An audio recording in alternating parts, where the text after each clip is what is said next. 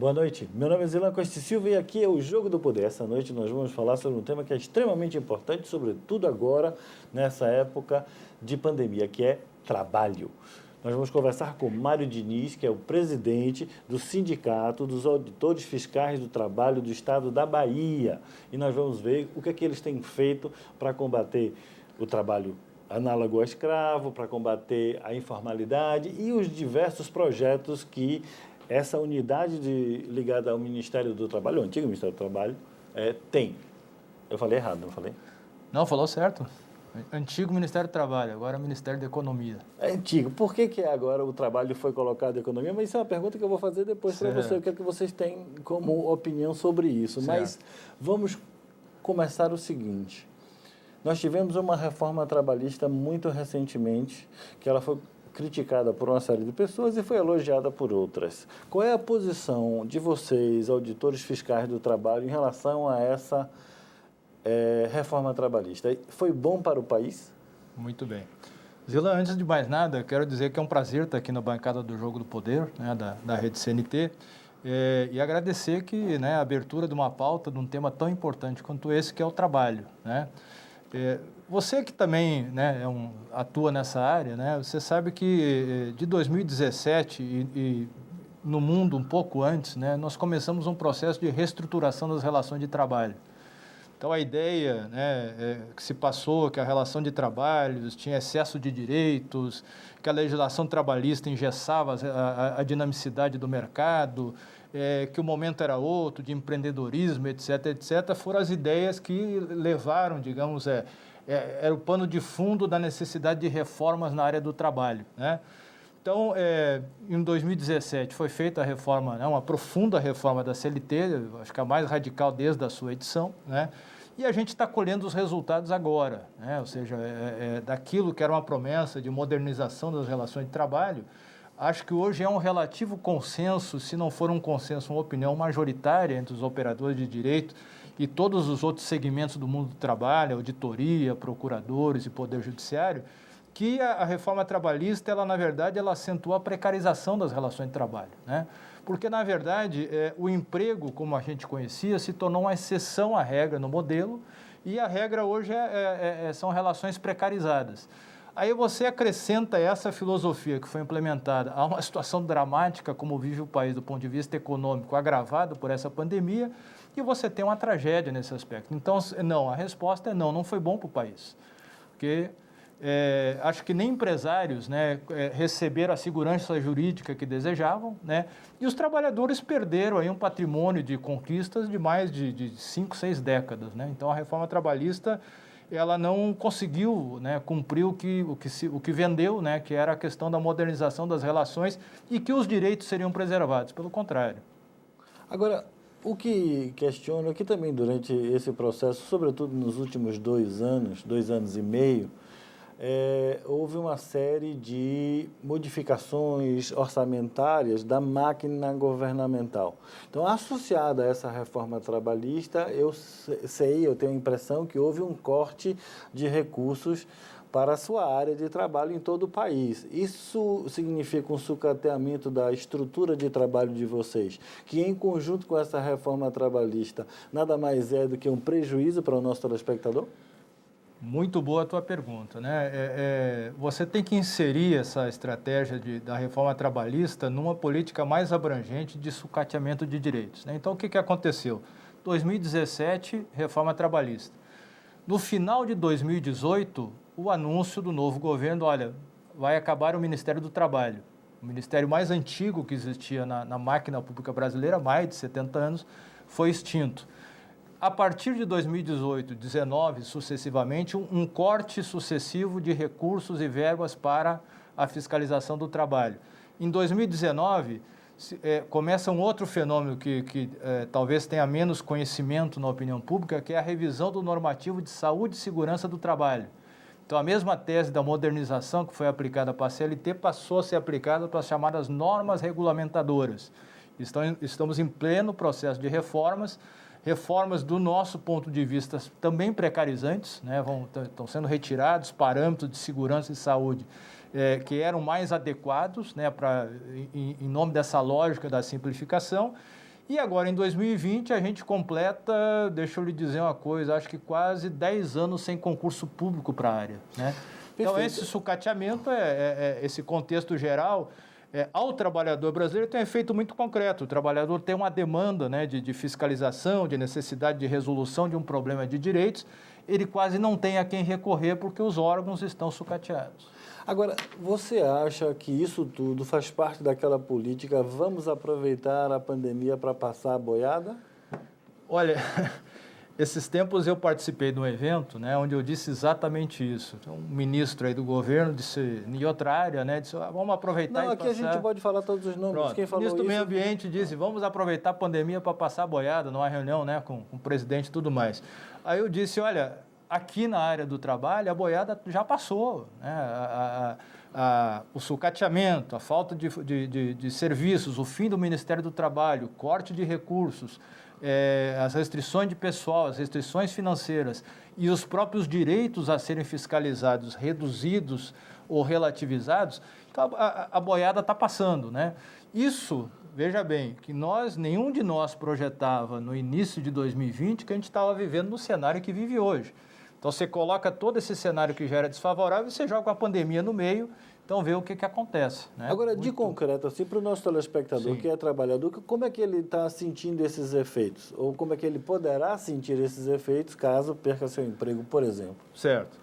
Primeira questão, a gente já vive um problema de desemprego estrutural no país, né? Então, você soma isso à ideia, essa legislação, né, que reduz jornada de trabalho, reduz jornada de trabalho, mas não reduz o custo para o cidadão viver. Então, você recebe menos salário, mas o seu aluguel é o mesmo, o seu feijão custa a mesma coisa, o seu arroz a mesma coisa, o seu transporte idem. Então, assim, e você tem um auxílio que complementa isso aí, que evidentemente não lhe coloca no mesmo patamar de remuneração. Então, isso gera, evidentemente, uma perda de receita de todos os trabalhadores. Somado a isso, né, um conjunto de estabelecimentos encerra suas atividades e deságua milhares de trabalhadores para o desemprego, sem uma rede social de amparo a isso, e os trabalhadores que ainda estão trabalhando, né, não têm as suas condições de saúde e segurança garantidas. Eu, particularmente, com todo respeito, acho que a forma que a gente está organizando a atividade econômica no país faz parte do genocídio. Quando você lota um ônibus de trabalhadores, né, e aquelas pessoas não estão passeando no ônibus, estão andando lá, estão indo lá porque tem que ir ao trabalho. Né? Sem as mínimas condições, né, de segurança, de distanciamento social, você está condenando as pessoas a contraírem a Covid por conta do trabalho. Aí você vai para a rede de previdência. É uma enorme dificuldade ainda de se provar um nexo ocupacional no que diz respeito a ter contraído a doença. Né? Então, assim, o número de pessoas doentes versus o número de pessoas afastadas, né, ou recebendo algum benefício previdenciário por conta da Covid é um abismo ainda. Né? Então, eu acho que todo esse cenário deixa a situação do trabalhador muito desfavorável. Aí o trabalhador quer, olha, eu preciso bater no Poder Judiciário, preciso bater na Inspeção do Trabalho, preciso do Ministério Público do Trabalho. Você também não encontra uma equipe capaz de fazer a fiscalização em tempo hábil, em tempo efetivo, né? Então tá muito complicado. Vocês estão multando, pelo menos? Porque o Ministério do Meio Ambiente parou de multar porque o auto de infração tem que ser revisado por um superior para ver se aqueles fatos correspondem à realidade. Tem que ser convalidado. Ser convalidado. Você precisa fazer a mesma coisa no âmbito de trabalho da fiscalização das condições de trabalho? Processualmente, sim, né? Isso está previsto na CLT. Mas no regramento interno, um auto de infração lavrado por um auditor fiscal, ele já automaticamente é convalidado pela autoridade superior. Nós não temos narrativa de nenhum caso de um auto que seja avocado pela autoridade superior e que não tenha sido lavrada a penalidade. Né? Então, a gente tem, eu te passei um dado agora há pouco, nós temos aí, ao longo de 2020, mais de 6 mil autos de infrações lavrados. Média de valor desses autos? Olha, tem infrações de valor muito pequeno, de 100, 200 reais, até infrações de valor bastante alto, né? Então, assim, depende muito da natureza da infração. E vocês conseguem receber esses recursos? E aí, recebendo esses recursos, eles são aplicados na sua atividade fim? Excelente pergunta, né? Nós não só não recebemos esses recursos, eles vão para o Caixa Único da União, então um fiscal ele não autua com interesse institucional próprio, né? como não existe nenhuma previsão deste recurso ser dirigido ao custeio da inspeção. Né? Em compensação, e nós temos outros auditores, sobretudo os auditores da Receita, que à medida que eles recuperam esses valores, eles têm um incremento na sua própria remuneração. Tem uma legislação da Receita... Eu pergunto em relação a vocês. Vocês têm algum benefício? Não. A remuneração é a mesma. Aliás, congelada pelos próximos 15 anos, uma cortesia do atual governo, né? Mas é a mesma, está congelada. Mas não tem, você pode autuar, lavrar um auto de infração, lavrar 100 autos de infração, sua remuneração é a mesma. Eu acho que isso precisa ser revisto em relação à Receita, porque na realidade isso acaba criando uma voluntariedade em demasia em fazer os autos de infração. Mas a gente continua batendo nosso papo. Certo, aqui no Jogo do Poder, depois dessas mensagens comerciais, em um minutinho apenas estamos falando com Mário Diniz, que é auditor fiscal do trabalho, e estamos vendo assuntos de seu interesse. Até já!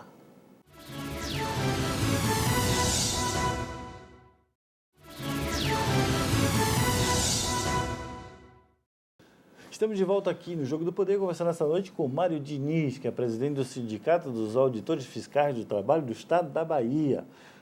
Mário, no bloco passado a gente falou uma série de questões mais gerais, genéricas sobre a atuação do fiscal do trabalho.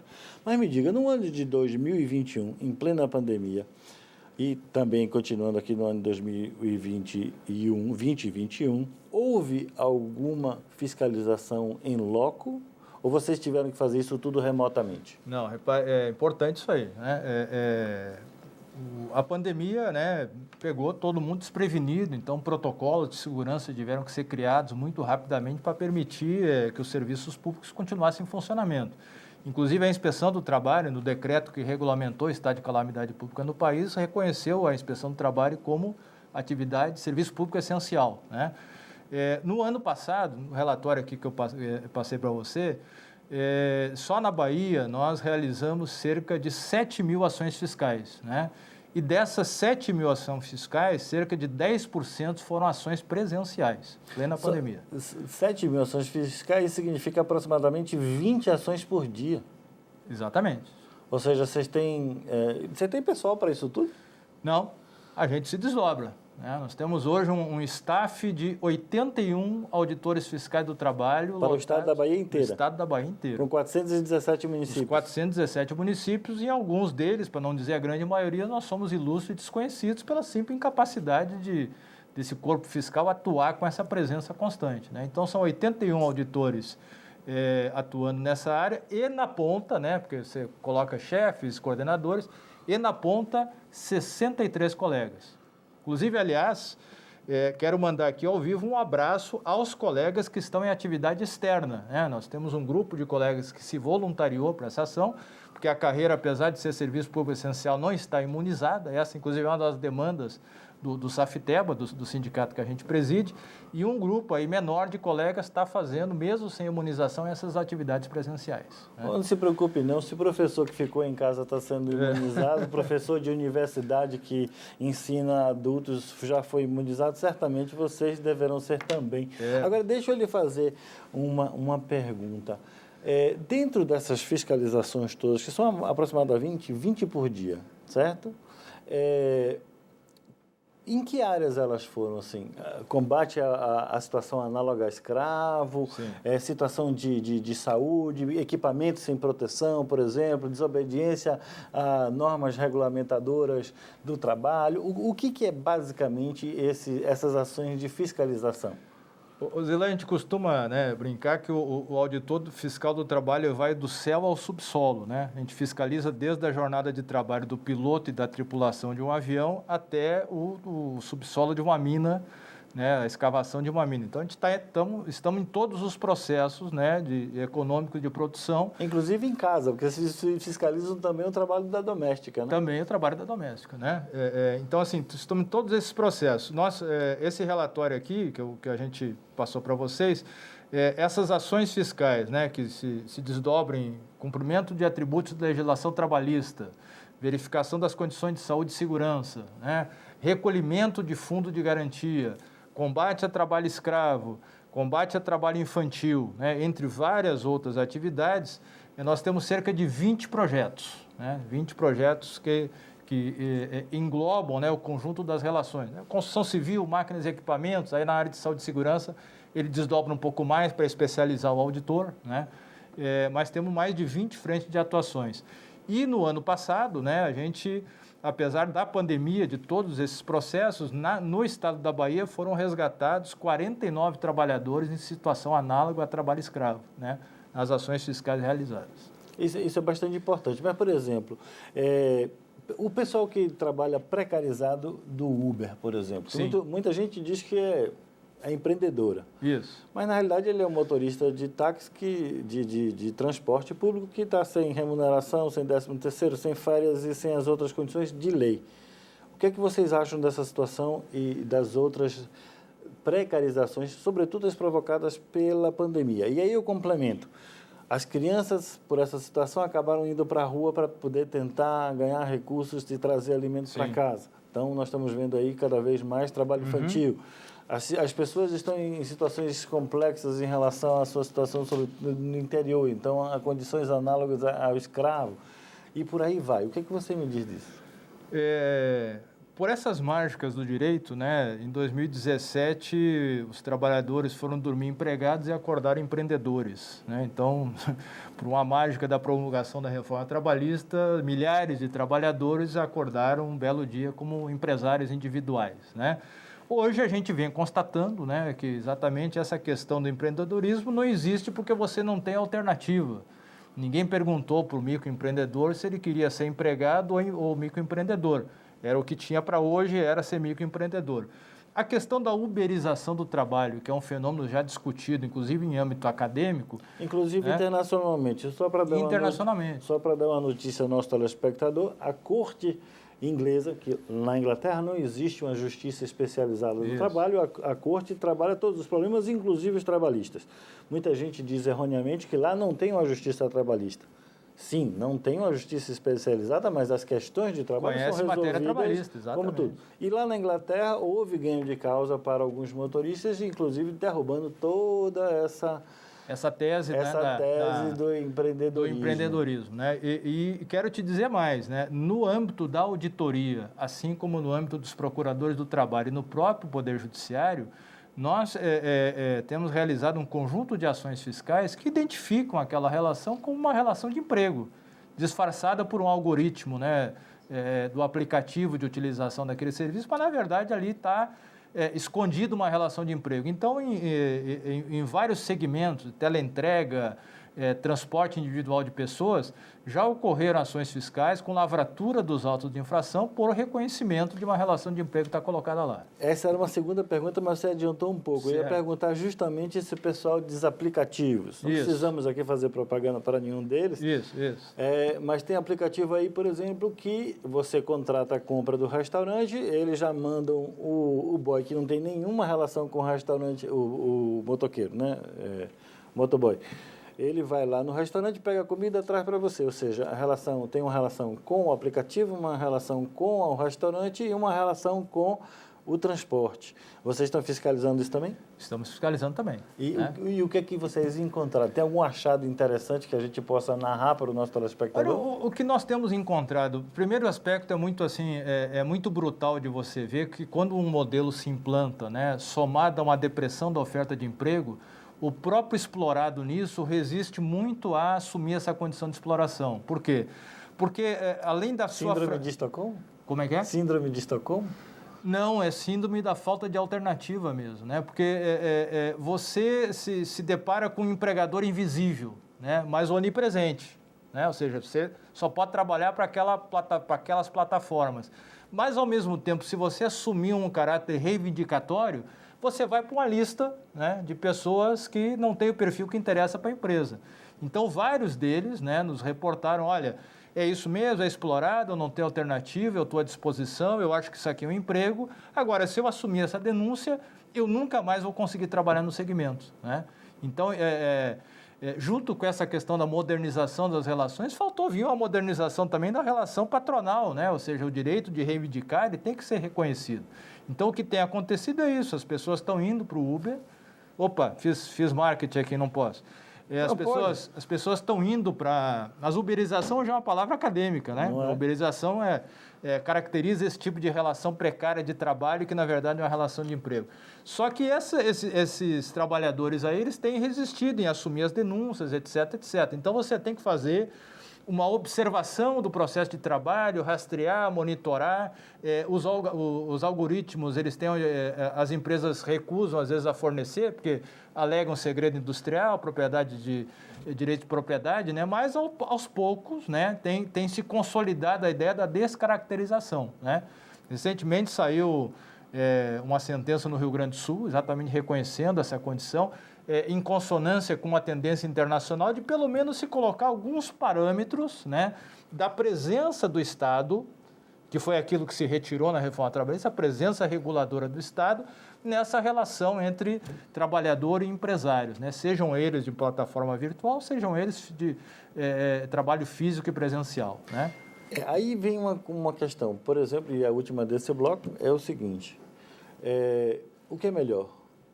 Um trabalho com carteira assinada ou quando não tem trabalhos dessa natureza, qualquer coisa? Como, por exemplo, há muitos defensores que dizem, já que você não tem trabalho, se você não tem oferta de emprego oficial, formal, dentro da norma trabalhista, esse é o único caminho. E esse caminho deve existir, porque senão o resultado é fome. Você concorda? Não. Sabe por quê, Zila? Nós naturalizamos esse cenário que você expôs. Não tem emprego. Estranho, não tem emprego, mas tem trabalho, né? Ou seja, há demanda de necessidade de trabalho, mas esse trabalho não quer ser reconhecido como emprego. Você está entendendo? Então, nós naturalizamos uma realidade, olha, precisamos de você para trabalhar, precisamos de você para entregar, precisamos de você para fazer isso, precisamos de você para levantar um prédio. Mas eu sou empregado? Não, você não é empregado. Mas como assim? Você é empreendedor de si mesmo. Você entendeu? Então, assim, eu acho que há um debate na sociedade a ser feito sobre este cenário de naturalização de não ter emprego. Mas como não tem emprego se eu continuo fazendo a mesma coisa? Aliás, cansei de ouvir trabalhador na condição de microempreendedor, eu perguntava, o que mudou aqui para você? Você faz só... Não mudou nada. Só o patrão chegou e me fez assinar um monte de papel lá e eu continuei trabalhando. E aí eu vou perguntar o que vocês têm feito em relação a isso, mas eu vou perguntar isso no próximo bloco. Voltamos aqui no Jogo do Poder, depois dessas mensagens comerciais, que é rapidinho. Até já.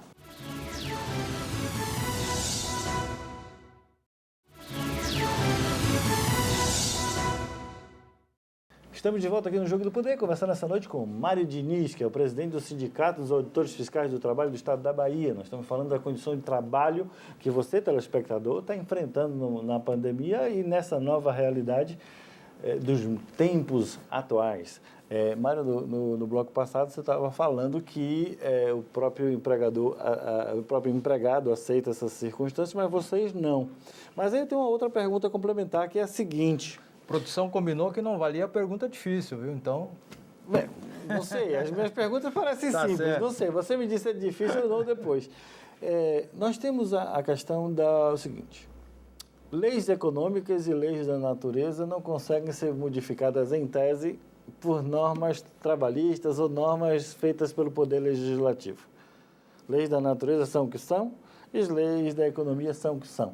Como é que numa economia capitalista de oferta, procura, com todas as leis estudadas pela teoria econômica, consegue compatibilizar uma situação normativa de trabalho criada em 1941 com a CLT e todas as questões que as pessoas dizem que engessam e acabam não dinamizando o desenvolvimento econômico do Brasil?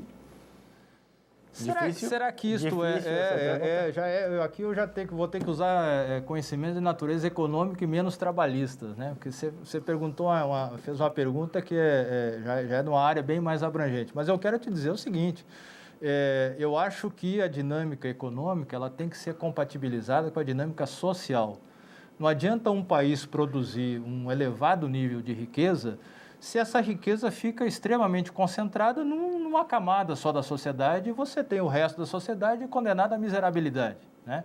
Então, assim, mas como é que muda isso? Muda isso com a concepção social e política diferente.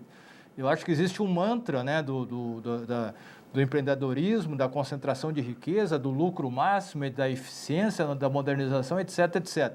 Se você temperar isto, né, com direitos sociais, dignidade do trabalho e salvaguardas e presença do Estado, para onde é que você vai terminar? Nas democracias, né, da Europa, que tem exatamente um enorme desenvolvimento social e econômico, mas também um patamar mínimo, né, de direitos, de respeito às condições dos trabalhadores. Então, assim, eu acho que a gente, no Brasil, tem que olhar para o Brasil, né? Se de 10 pessoas que produziam riqueza, apenas uma delas se apropriar, será que nós estamos resolvendo o problema da sociedade brasileira ou estamos agravando o problema? Né? Mas a questão fica um pouco mais profunda se a gente juntar outras questões da sociologia brasileira, não do ponto de vista acadêmico como sociologia, mas da vida social e da comunidade, que é as questões de segurança pública, determinadas operações policiais deixando 26 mortos e etc. Ou seja, nós estamos vivendo numa sociedade cada vez mais selvagem e que direitos são para poucos? Você vai me permitir agora fazer um gancho talvez mais abrangente de qual é o modelo de Estado que está se defendendo para esse país, né? Isso. Então, por exemplo, um dos temas que hoje está na agenda do servidor público é a reforma administrativa. Perfeito. Por que estão fazendo a reforma administrativa? Segundo o governo, porque gasta demais com funcionalismo. Então, a gente precisa fazer economia, como precisava fazer economia nas relações privadas de emprego. Deixa eu fazer um disclaimer aqui, para ficar muito clara a minha posição nesse assunto. Eu acho que existem categorias de funcionário público que ganham muito além de sua produtividade. Sim. E existem categorias que ganham muito abaixo de sua produtividade. Perfeito. Professores, um deles. Perfeito, exatamente. Pronto. O que é preciso fazer é acabar com esses altos salários de quem não produz e pagar decentemente a quem produz. Mas que tem muita gente ganhando sem produzir, isso é verdade. Para você ter uma ideia qual é o valor da sociedade, eu acho que um auditor fiscal ganha 2 ou 3 vezes mais que um professor universitário. Então, há uma distorção importante nisso. Claro, categoria articulada, que tem uma presença importante dentro do Estado brasileiro. Mas ganha menos do que um juiz. Né? Mas ganha menos que o juiz. Agora, olha o paradoxo, né? Uma das propostas da reforma administrativa é cortar férias de 3 meses. Opa, mas são pouquinhas. Férias de 3 meses é do Poder Judiciário, da magistratura, que não estão na reforma. Então, não vai cortar férias de ninguém. Então, são essas questões que estão colocadas, mas eu concordo plenamente contigo. O Estado brasileiro, ele não tem que produzir. O Estado brasileiro é uma retaguarda de funcionamento orgânico da sociedade. Agora, ele tem que ter parâmetros de eficiência, inclusive aferíveis pela sociedade, né? Ou seja, se você paga e remunera bem um servidor público federal, você tem que, o mínimo que você tem que fazer é exigir desse servidor público federal um serviço de qualidade. Isso é básico. E olha, vou lhe dizer o seguinte... Eu também, outra coisa que é necessário exigir do funcionário público é talento. Talento não no sentido da palavra talento, de como se fosse algo Sim. especial. Sim. Que é a compatibilidade da pessoa com o trabalho que ele vai realizar. Porque tem muita gente que não está vocacionado... A sua vocação, exatamente. Não está vocação... A palavra ideal seria vocação. Ele não está vocacionado para o serviço público, mas tem uma atração pela segurança, pelos altos salários e etc.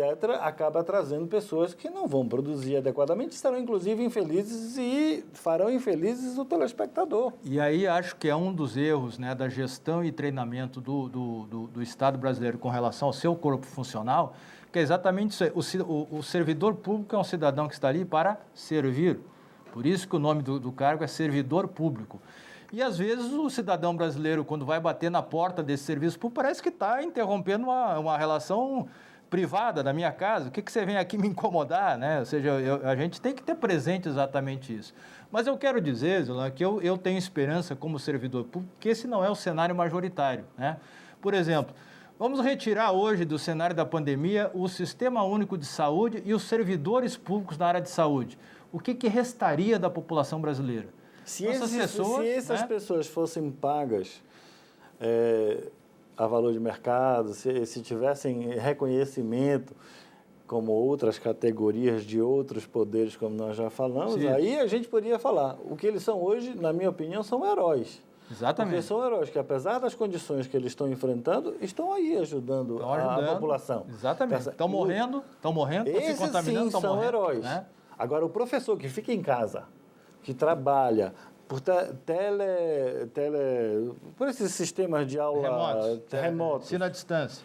E fica fazendo movimento para ser vacinado antes de todos, inclusive pessoas abaixo de 40 anos. Eu acho isso lamentável e nós, inclusive, vamos fazer um debate aqui sobre esse assunto, mas não é o momento. Certo. Vamos falar mais sobre a situação aqui na Bahia da fiscalização do trabalho. Eu queria concentrar aqui nessas questões. Obviamente, o telespectador, se você tiver qualquer experiência que ache que há uma violação às normas do trabalho, você deve fazer as denúncias. E as denúncias podem ser feitas aqui na Bahia e em todo o Nordeste nas suas representações de base, mas aqui na Bahia, superintendências regionais do trabalho. A gente aqui na Bahia tem 2 meios. Um é um site de internet que chama denuncia.sit.trabalho.gov.br. Lá você pode fazer a sua denúncia, que eles vão fazer a fiscalização e vão descobrir se há mesmo alguma ofensa. Ou também pelo telefone. O telefone é 71-3329-8402. Novamente, 71-3329-8402.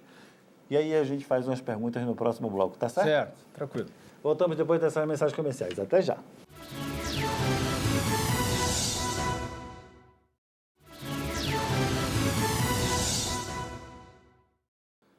Estamos de volta aqui no Jogo do Poder, conversando essa noite com Mário Diniz, que é auditor fiscal do trabalho e presidente do sindicato representativo da categoria. Mário, a gente falou sobre diversos temas ao longo do programa. Isso demonstra claramente a importância da atividade do fiscal, tá certo? Dessa importância surgem as consequências da sua ação. E as consequências, eu quero lhe perguntar, não as consequências em relação ao trabalhador e o empregador, mas as consequências à pessoa... Pessoais do fiscal. Temos notícias que alguns fiscais, há algumas décadas, já foram perseguidos, já foram, inclusive, assassinados. Como é que está a situação de vocês quando vocês fazem a fiscalização? Perfeito. Nós temos uma situação emblemática para a nossa carreira, que é a chamada chacina de Unai, né? Nessa chacina, 4 servidores do Ministério do Trabalho na época, 3 auditores e um motorista, foram friamente assassinados, né? A mando de um fazendeiro da região que estava sendo fiscalizado. Esse processo, 20 anos depois, o réu, o mandante, apesar de condenado, né, continua respondendo em liberdade. Inclusive, saiu pela porta da frente do tribunal, depois de uma sentença de mais de 100 anos de reclusão, responde em liberdade e não há previsão desse julgamento. Quero te dizer, eu volto ao começo do nosso debate. Essa relação, né, de precarização das relações de trabalho, somada a uma crise econômica, né, e somada ao ambiente político hoje colocado no país contra o Estado e contra os servidores, tem causado um conjunto de incidentes, né, dos auditores fiscais do trabalho. Né, ao longo do ano de 2020, já no ano de 2019, nós tivemos uma série de casos que a gente chama de embaraço à ação fiscal, que são reações que vai desde a resistência pura e simples de não exibir documentos até a proibição da entrada no local, no meio ambiente de trabalho, e em alguns casos chegou-se até a agressão física dos auditores, né? E muitos deles, lamentavelmente, insuflados por uma ideologia de dizer, não, vocês não têm que fiscalizar, empreendedor, etc, etc, etc. Então, a gente tem cobrado, né, dos nossos órgãos de gestão, da Subsecretaria de Inspeção do Trabalho, o cumprimento de protocolos de segurança. Né? Inclusive, geralmente as ações de combate ao trabalho escravo, elas obedecem a um protocolo de segurança, a gente não pode fazer ação fiscal sem a presença de uma guarnição policial que dê retaguarda dessa atividade, mas mesmo no ambiente urbano já tem acontecido alguns incidentes lamentáveis. Precisamos aqui separar um pouco os empresários, né? A gente Sim. sabe que tem o empresário moderno, que é um empresário que se adequa às normas, que tem função, que vê a sua empresa como empreendendo também uma função social na sociedade, cuida do trabalhador, negocia cuida com o do mercador, negocia. Esse é o empresário moderno. Esses hoje, na sua opinião, representam uma parcela significativa, estou falando maioria, Sim. ou uma minoria no âmbito do empreendimento do Brasil? Olha, é difícil dizer, Zilão, porque é muito multifacetado o perfil do empregador, né? Mas, assim, existem grandes corporações que oscilam entre duas atitudes, né? Por exemplo, algumas privilegiam a resolução de conflitos através da negociação com seus trabalhadores, inclusive acionando os nossos serviços de mediação, de relações de trabalho, e outras preferem, né, não utilizar e ser mais duras no processo negocial. O que a gente tem reparado é que no meio rural ainda preponderam essas atitudes mais de resistência, né, digamos, à entrada do Estado, né? Ou seja, aqui é interior, aqui é diferente, aqui não se cumpre lei, a CLT não funciona aqui, né? Então, assim, no interior a gente tem mais esse tipo de cenário. Você acha que essa situação ela vem filosoficamente, historicamente, de um processo eu diria o quê? Pouco mais de 380 anos de escravidão e 100 e poucos anos de sociedade livre, onde não há mais a escravidão. Você acha que isso é um reflexo filosófico histórico do período de escravidão nesse país? Se um empresário, né, que submete um trabalhador a condições análogas de escravo diz, olha, se eu estou dando casa, comida, o que mais que precisa, né? Esses tempos teve um anúncio de um estabelecimento, uma pousada, numa dessas praias turísticas da Bahia, que ele fazia, olha, eu ofereço aqui casa e comida. Mas não pode, meu amigo, isso é uma relação de emprego, não é uma relação de escravo, de trocar força de trabalho por subsistência. Isso é escravidão. Ah, eu não sabia, pensei que isso bastava, né? Então, claro que existe esta mentalidade, né? Mas eu quero te dizer o seguinte, eu acho que isso não é desculpa, entendeu, Gilan? Porque, assim, a sociedade hoje ela todo mundo tem acesso à informação, então estas opções, olha, eu desconheço a realidade dos direitos, é difícil de sustentar, né? Então, assim, as ações fiscais têm ocorrido, nós temos acionado o Ministério Público do Trabalho, temos acionado o Poder Judiciário, algumas condenações, ainda que poucas, têm ocorrido, né, por crime de redução de trabalhador à condição de análoga a escravo, e acho que isso é um processo civilizatório, né? Ou seja, a gente tem que dizer que alguns valores, algumas práticas, algumas condutas não são mais aceitáveis, né, na sociedade do século XXI. Então é assim que a gente tem tentado atuar para prestar um serviço, né, de efetivo benefício à sociedade brasileira na área das relações de trabalho, que é o que faz a auditoria fiscal. Nos últimos 2 anos, houve uma modificação do perfil de opiniões das pessoas, né? Algumas pessoas que antigamente ficavam caladas resolveram falar as suas opiniões muito em consonância com a atual administração federal. Você acha que nesse período dessa atual administração que hoje está, a sociedade, não estou perguntando a administração, a sociedade, os empregadores, eles modificaram o perfil no tratamento com o fiscal do trabalho? Não, perfeitamente. Aquilo que eu te disse na pergunta passada, assim, se você tem o primeiro mandatário do país, né, dizendo que o fiscal vai lá para encher o saco, que o fiscal não deixa trabalhar, que o fiscal atrapalha, né, que tem um monte de leis, de regras antiquadas, não sei que lá. E essa mensagem vem para a sociedade, né, para as pessoas que estão mais suscetíveis a comprar essas teses, é claro que isso resulta nisso aí.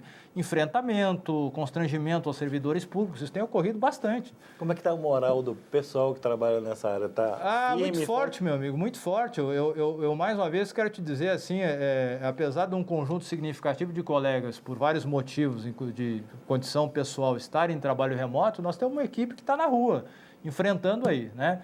Então, existe uma união muito forte em torno disso. E quero dizer mais para vocês, o papel do auditor fiscal não é lavrar a multa trabalhista, né? O papel do auditor fiscal é dar efetividade às relações aos direitos trabalhistas. Então, quando você retira uma criança do trabalho infantil, quando você resgata um trabalhador, é claro que o efeito acessório é uma autuação, mas você conseguir tirar essa pessoa dessa condição degradante, tirar uma criança da rua, né, quando você evita que trabalhadores morram ou se acidentes pela interdição de um espaço inseguro. Isso dá efetividade à nossa missão institucional, né, que ela é muito mais do que efetividade. Você traz o primeiro artigo da Constituição brasileira, você dá dignidade ao trabalhador, à pessoa humana. Exatamente. Nós estamos chegando ao final do programa. Eu não sei se eu abordei todos os assuntos, porque vocês apresentaram um relatório com inúmeras atividades, etc. Tem alguma coisa que eu não lhe perguntei que você gostaria de falar para o público? Olha, quando você falou em dignidade, eu também preciso fazer o registro de uma entidade que foi criada por auditores fiscais de trabalho, chamada Instituto Trabalho Digno. É uma entidade não governamental formada por auditores fiscais de todo o país que exatamente se uniram para fazer uma reflexão sobre a perda dos parâmetros de dignidade do trabalho, né, a partir da reforma trabalhista. Então, a gente tem feito simpósios, seminários, acabamos de fazer um com um convidado europeu que exatamente trouxe para nós a realidade europeia da uberização do trabalho, né, comparando as realidades brasileiras de uma para outra. Por fim, eu quero agradecer esses colegas e vocês que estão aí trabalhando cotidianamente e dizer que uma das nossas reivindicações, aproveitando esse espaço privilegiado, é exatamente a imunização dos auditores fiscais de trabalho. Nós já tivemos 2 falecimentos de colegas da ativa, vários colegas contaminados e nós seguimos realizando a nossa missão institucional ainda sem a imunização. Então, a gente está nessa batalha, o sindicato, SAFTEBA, Sindicato dos Auditores Fiscais de Trabalho da Bahia, tem trabalhado fortemente para sensibilizar as autoridades aqui, o secretário Fábio Vilas Boas, no sentido de reconhecer a importância institucional, né, o efeito multiplicador dessas ações fiscais que a gente tem feito, inclusive de combate à pandemia, para que a gente possa ter o direito, como todo trabalhador, de não morrer trabalhando, né? Então, no caso, não morrer contraindo Covid. Eu gostaria muito de agradecer a sua presença aqui conosco, lhe dizer que eu sou solidário a essa campanha de vocês, para os auditores que estão enfrentando essa pandemia na rua, eles devem ser imunizados também, e eu gostaria muito de agradecer com todas as suas respostas e dizer ao telespectador, a gente tem que ter dignidade na nossa sociedade e a busca disso através das nossas relações, e as relações de emprego e de trabalho são extremamente importantes para que essa dignidade exista. Muito obrigado. Obrigado, Zilan. Obrigado à produção do teu programa. Tá? Foi um prazer estar conversando contigo aí. Muito obrigado. Voltaremos na próxima semana com mais um assunto de seu interesse. Aqui é Zilan Costa Silva. Até a próxima semana.